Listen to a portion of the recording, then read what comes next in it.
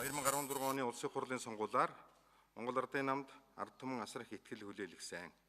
Монгол Ардын нам ээлжид сонгуулийн үр дүнд үнэлэхүй ялалт байгуулан улсын хурлын 65 суудлыг авч чадсан.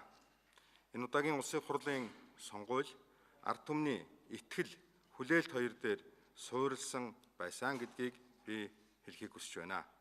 Сонгуулийн өмнөхөн Монгол улсын эдийн засгийн өсөлтөө хасах 1.6% хүрлээ. Төсвийн алдагдал 1.2 орчим их найт төвөрт хүрсэн.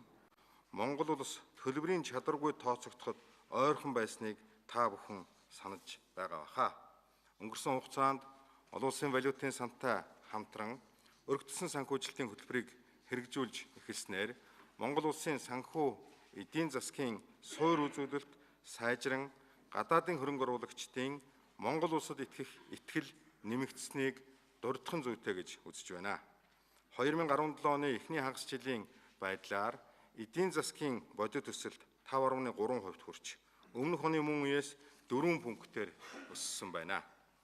Эдийн засаг сэргэх энэхүү байдал нь өөрөө аяндаа бий болоогүй.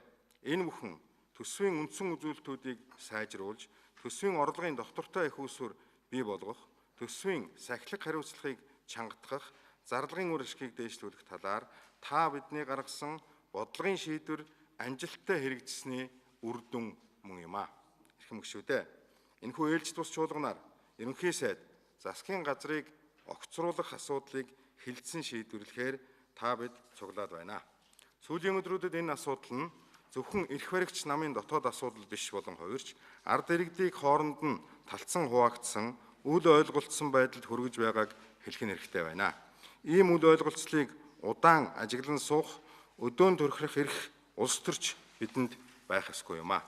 Энэхүү ээлжид бус чуулганаар хэлэлцэх ерөнхий сайд засгийн газрыг огцруулах асуудалд гишүүн болгон нухацтай хариуцлагатай хандаж төр засаг доктортой байх нөхцөлийг бүрдүүлж олон нийтийн хуваагдал үл ойлголцол эцэс болж улс орны өмнө хүлээгдэж байгаа нийгэм эдийн засгийн илүү чухал асуудалд та бид анхаарлаа хандуулж ажиллах ёстой гэдгийг хэлхийг хүсэж байна.